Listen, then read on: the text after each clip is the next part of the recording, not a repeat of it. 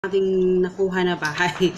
So, medyo natagalan ako sa pag-upload nitong video because sinigurado ko munang nakabayad muna tayo doon sa bahay. Kasi di ba, kung napanood niyo yung last video natin, di ba sinabi ko sa inyo na yung about doon sa pagbabayad namin sa bahay, kung paano namin siya nakuha, ganyan. So, ilalagay ko yung link sa baba sa mga hindi pa nakapanood. Better na panoorin nyo muna yun una, bago itong video na to. So, yun yung pag-uusapan natin ngayon.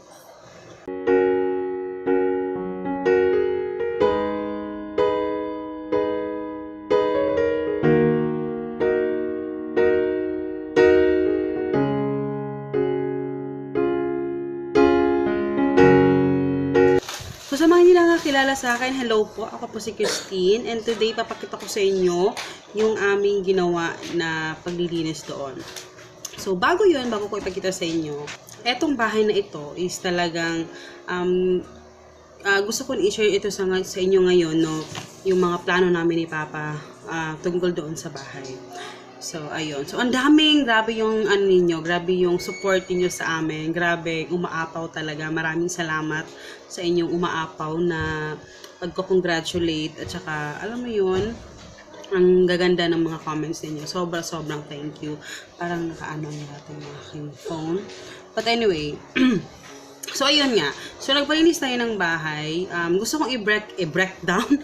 So, gusto kong, bago kami magsimula ng bahay, gusto kong dito sa vlog talaga para masundan ko yung mga sinasabi ko. Kasi gusto kong itali lahat, ilista lahat kung ano yung mga napagastusan namin. So, unang namin nagastos talaga is yung pagpalinis dun sa bahay. Kasi, nung yung bahay na yun, sobrang dumi talaga. Kasi sobrang dumi. Ginawa na siyang basurahan yung backyard. So, ang ginawa namin, agad-agad, diba, sabi ko, nung pinakita ko sa iyo, yung nag-tour ako sa bahay doon, sinabi ko na, sensya na, maingay ba yung electric pa? Sinabi ko doon na, ipapaano ko siya, ipapalinis namin siya kaagad. Kasi sobrang nanggigigil ako doon sa mga nanggigitata talaga ng mga. So, ayun nga. So, nagbayad ako doon. Ang nagastos namin, magkano yung atong nabayad na to pa? Atong nabayad? So, unang-una namin nalabas na pera is 400 pesos. Kasi, yun yung binayad namin doon sa naglinis ng yung bahay. So, pinalinis namin yung front at saka yung back. Tapos, yung sa loob na rin, pinalinis namin. So, yun yung ginawa namin. And then, nakalimutan ko kung nakapag-film ako doon sa lugar na malinis talaga siya. Kasi nung last na pumunta kami, hindi kasi namin nadala yung martilyo. Kasi gusto ko sana ipakita yung likod na malinis na. Pero hindi kami nakadala ng martilyo kaya hindi namin siya na-open. Yung sa labas lang. Malinis na natin, yun yung ating first na nagastos 400 pesos. So ano nga ba yung mga plano namin ni Papa doon sa bahay? So syempre, for now, meron kaming mga binabayaran pa rin sa bahay, no? Kasi nga pina-assume sa amin. So, ang plano namin, kasi hindi namin kaya siyang bultuhin talaga na pagpapatrabaho. So, kailangan ng nag-ipunan. Pero at the same time, gusto din namin na makatransfer na doon sa bahay. So, pinag-iisipan pa namin din guys kung etong magiging bahay na ito is magiging stock room.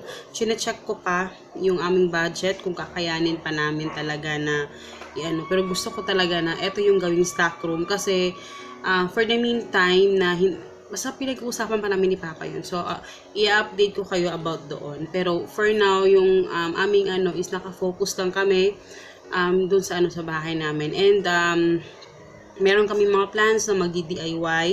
So, yung sa floor, marami kaming mga plans. So, leave comment down below yung mga suggestions yung sa floor. Kasi plano namin na vinyl yung aming ipa-floor. Kasi gusto ko nga wooden. Gusto ko yung medyo wooden talaga, guys. Ayoko yung masyadong, anong tawag nito? Masyadong modern. Ayoko nang ganun. Kasi gusto kong kasi diba galing kami sa yung sinasabi ni Hagrid na pangit na bahay, dun sa kahoy na bahay. Doon kami diba? Doon talaga pinaka nag-start. So, gusto kong dalhin siya kasi naging part siya sa buhay namin. At saka gusto ko din talaga yung may talaga na wood. Alam mo yun, may touch of wood talaga. So, yun yung pinaka naisip namin, yung vinyl na nag-research na ako, maganda naman siya, depende sa quality na bibilhin natin. So, maganda naman siya, kasi ayoko ng tiles, guys.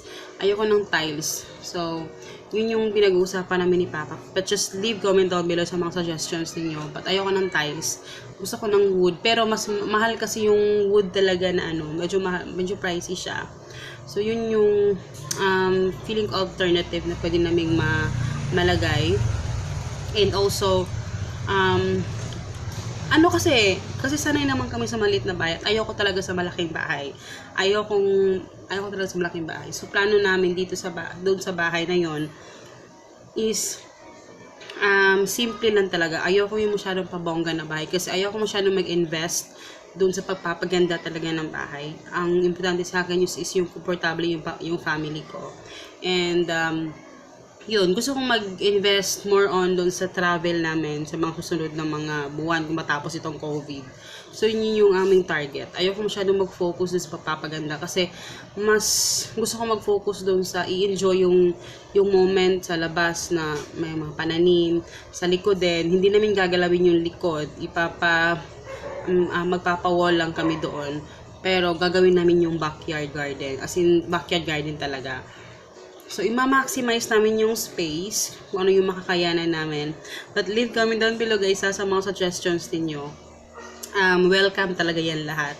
Kasi, sinasabihan ko din naman si Papa dyan sa mga suggestions niyo. Baka sakaling magustuhan din namin, 'di ba? Ayun, yun yung mga plans namin. Pero yung pinag-iipon-ipunan pa namin. And laking tulong din yung sinasahod ko sa YouTube. Kasi though hindi naman ganun kalaki yung sinasahod ko sa YouTube. Pero makakatulong na yun. Kaya magdi-DIY nga lang kami. Kasi gusto kong pero yung ceiling, hindi namin kayang i-DIY yan.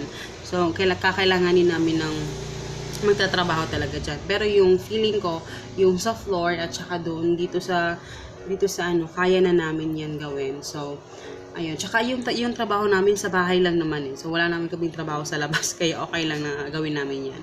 Pero for now, yun yung plans lang yan guys. So, ang gagawin namin ngayon is as soon as possible, kailangan na namin simulan. Gusto ko nang simulan. And nakabayad lang kasi namin ng bahay. Kaya medyo ayoko munang gumastos talaga ng parang side by side na. Kasi kakabayad nga lang namin. Pero, yun yung plano natin, guys. And sana, hopefully, mag-guide tayo ni God kung tama yung mga hakbang na gagawin natin. Pero, yun nga, ang pinaka talaga na sa bahay, gusto ko lang talaga na simple. As in, sobrang simple lang. Ayoko masyadong sobrang bongga. Kasi, yung pinaka-importante talaga sa akin, yung comfort lang ng family ko talaga, yung sofa, yung kwarto na maiayos ng mabuti, yung kitchen, kasi yung kitchen talaga, gusto ko talaga na magkaroon ng dedicated kitchen talaga na merong mga cabinets, ayan. So, yun lang na yung gusto ko talaga na maano. Pero, syempre, hindi naman ganun kadali yun. Yun nga, work tayo lagi. Kaya, medyo nahihirapan ako mag-upload talaga kasi medyo nabibisi ako lagi sa business namin. And, kasi yun naman yung dahilan. Kaya nakabili kami na bahay dahil sa negosyo namin, diba? Eto, YouTube talagang,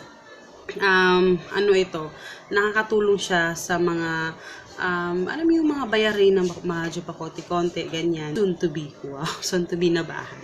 So, ayun, salamat sa panonood guys, and hope you guys enjoy, and huwag kalimutang mag-comment sa baba, at i-like this video kung nagustuhan ninyo, and see you in my next video guys. Bye!